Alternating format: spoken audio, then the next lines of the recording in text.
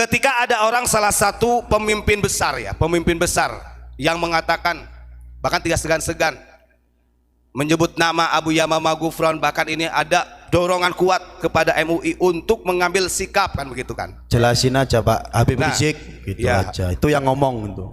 Nah ini kalau dikembalikan, kalau kita lihat khususnya orang-orang Sunda, orang-orang Jawa Barat, ini ada sesuatu yang betul-betul menyakitkan. Ketika Sampurasun, dia kemudian diplesetkan menjadi Campuracun.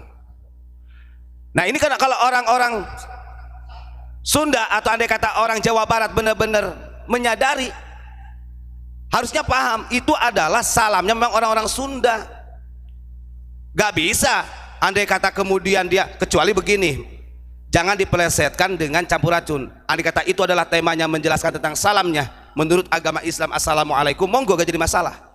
Tapi jangan sampai ini dipelesetkan, karena justru itu awal mulanya ada kebencian terhadap para pemerintah Republik Indonesia.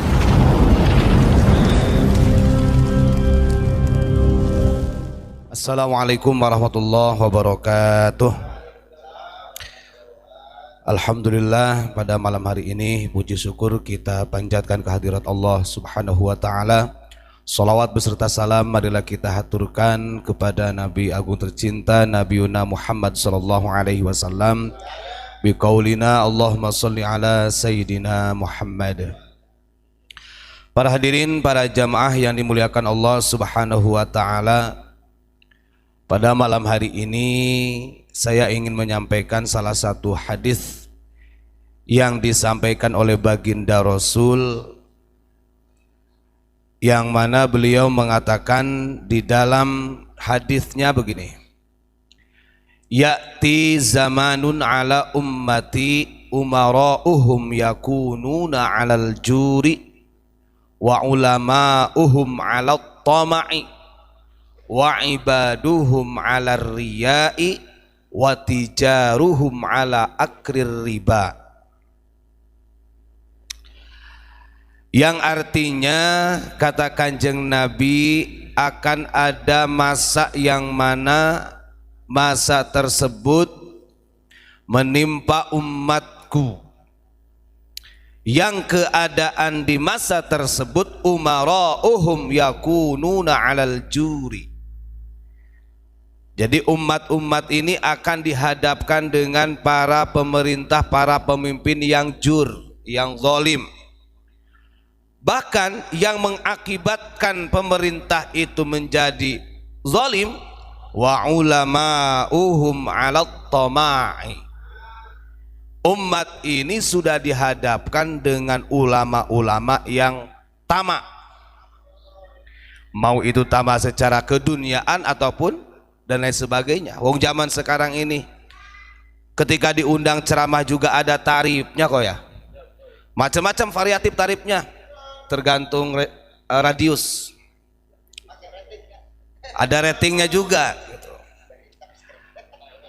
Wa ibaduhum 'alar riya'i, dan ibadahnya ini penuh dengan riya.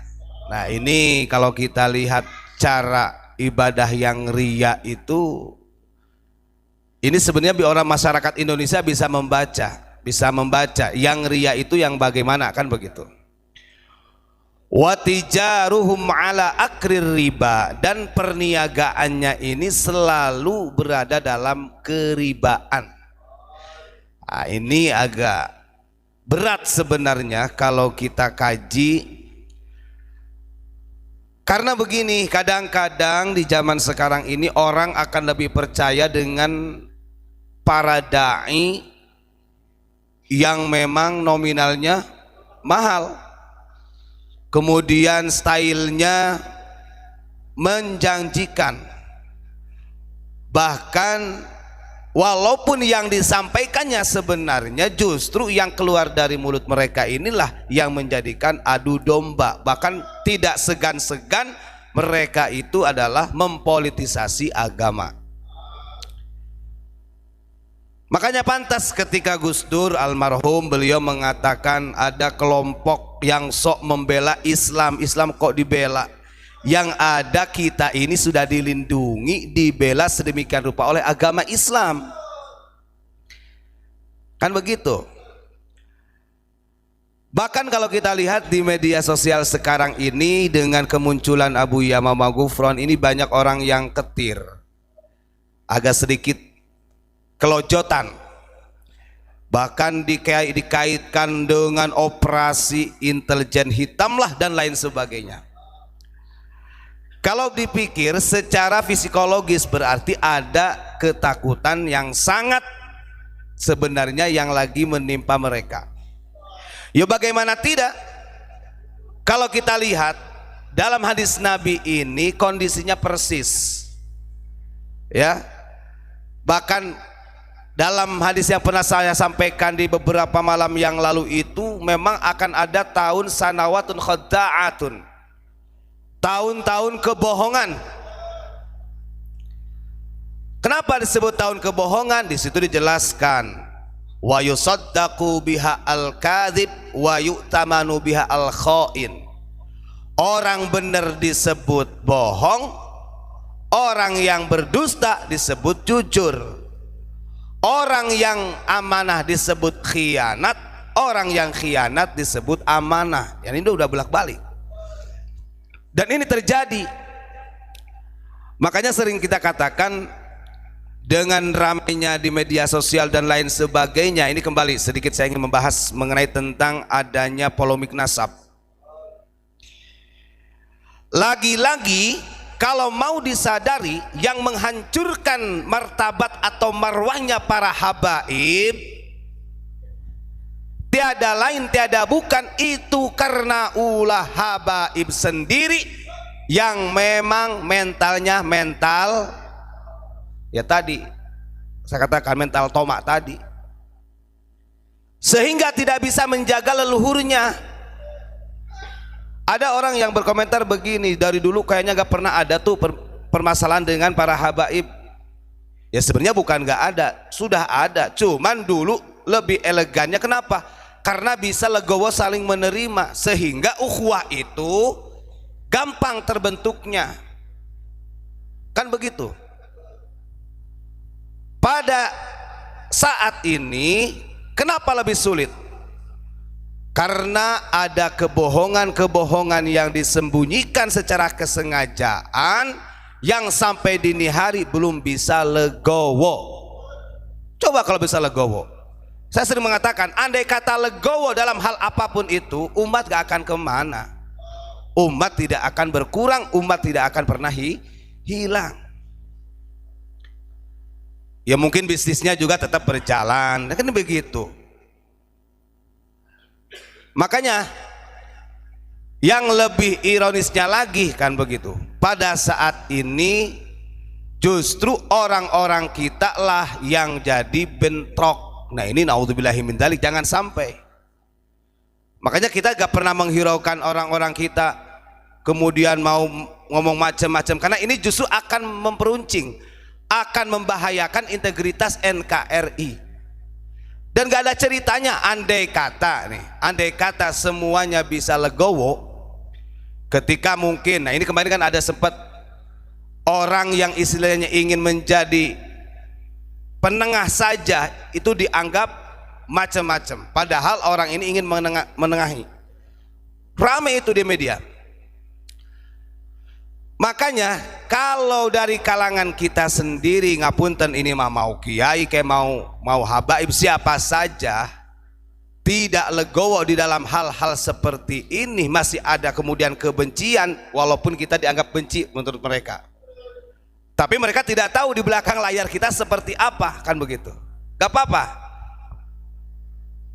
Bahkan kalau kita lihat ini, kalau kita melihat secara legowonya Pondok Unik sini ya, saya sampaikan, andai kata Abu Yamamah Ghufron ini mengajarkan kepada kita ini asobah, atau mengajarkan kepada kita ini fanatik, bahkan istilahnya rasis lah, pokoknya unik si Cidewe gitu kan, gak mungkin Abu Yamamah Ghufron sampai sowan ke pondok-pondok yang lain. Itu bukti, walaupun secara umur Abu Yamamah Ghufron ini lebih tua sebenarnya secara etika ya, tapi demi untuk menyatukan ukhuwah dan memang silaturahim ini dianjurkan untuk sesama muslim, beliau tetap datang. Ada juga orang mengatakan Unik ini dari dulu sampai sekarang menutup diri. Ya kalau menutup diri nggak akan live kayak gini. Mungkin gerbongnya dikunci tuh. Welcome 24 jam di pesantren Unik. Maka saya sering katakan monggo, ketika ada orang-orang yang memang kurang paham dengan atau mungkin dengan beredarnya media sosial, kemudian yang menggiring opini bla bla bla macam-macam, Anda datang ke sini kita jelaskan. Kalau memang ingin mendengar penjelasan, beda lagi kadang-kadang. Ada orang yang datang memang tujuan bukan untuk tabayun, sengaja ingin menyudutkan. Nah beda lagi kalau tujuannya begitu. Yo sikat lagi kalau gitu bagus. Gitu ya. Kita ingat yang diamanahkan oleh baginda Rasul tadi. Zaman-zaman seperti ini sudah terjadi. Makanya kadang-kadang ada orang yang bertanya, tuh kita ini yang di bawah bingung ini Pak, harus ikut ulama yang bagaimana, harus ikut kiai yang bagaimana, kan begitu. Padahal makanya itu pentingnya belajar ilmu itu kita supaya bisa memilih guru yang harus diikuti. Nih, ketika ada orang salah satu pemimpin besar ya, pemimpin besar yang mengatakan bahkan tidak segan-segan menyebut nama Abu Yamamah Ghufran, bahkan ini ada dorongan kuat kepada MUI untuk mengambil sikap, kan begitu kan. Jelasin aja Pak Habib Rizik gitu ya. aja. Itu yang ngomong itu. Nah ini kalau dikembalikan, kalau kita lihat khususnya orang-orang Sunda, orang-orang Jawa Barat, ini ada sesuatu yang betul-betul menyakitkan. Ketika Sampurasun, dia kemudian dipelesetkan menjadi Campuracun. Nah ini kan kalau orang-orang Sunda atau andai kata orang Jawa Barat benar-benar menyadari, harusnya paham itu adalah salamnya memang orang-orang Sunda. Gak bisa andai kata kemudian dia, kecuali begini, jangan dipelesetkan dengan Campuracun. Andai kata itu adalah temanya menjelaskan tentang salamnya menurut agama Islam, assalamualaikum, monggo gak jadi masalah. Tapi jangan sampai ini dipelesetkan karena justru itu awal mulanya ada kebencian terhadap para pemerintah Republik Indonesia. Nah ini kan sudah bahaya, ingin merusak tradisi. Sementara Nahdlatul Ulama itu merawat Nahdlatul Tsaqafah wal Hadarah, katanya akidahnya Asy'ariyah. Tapi ketika ada tradisi-tradisi yang memang dibangun sejak lama, ratusan tahun di bumi Nusantara, mereka singkirkan. Kemudian tradisi-tradisi dari mereka ingin diterapkan di bumi Nusantara. Ini sangat salah. Makanya harus objektif kalau menurut saya begitu. Memang dikira kita ini gak mengenal istilahnya orang-orang seperti mereka. Kita kenal, kita memahami sifat terjangnya. Kalau masalah amar ma'ruf nahi munkar memang itu bagus, tapi ada hal-hal kondisi yang memang sebenarnya tidak pas dilakukan dalam hal itu. Nah itu harus diwaspadai gitu ya. Jadi jangan sampai kita ini kemudian punya kiblat yang justru sebenarnya tadi yang sudah disampaikan oleh Ustadz Nurkholis, mereka ini ingin membuat makar di NKRI, dan ini sudah banyak buktinya. Na'udzubillahi min dzalik. Nah itu saja yang saya sampaikan. Terima kasih. Assalamualaikum warahmatullahi wabarakatuh.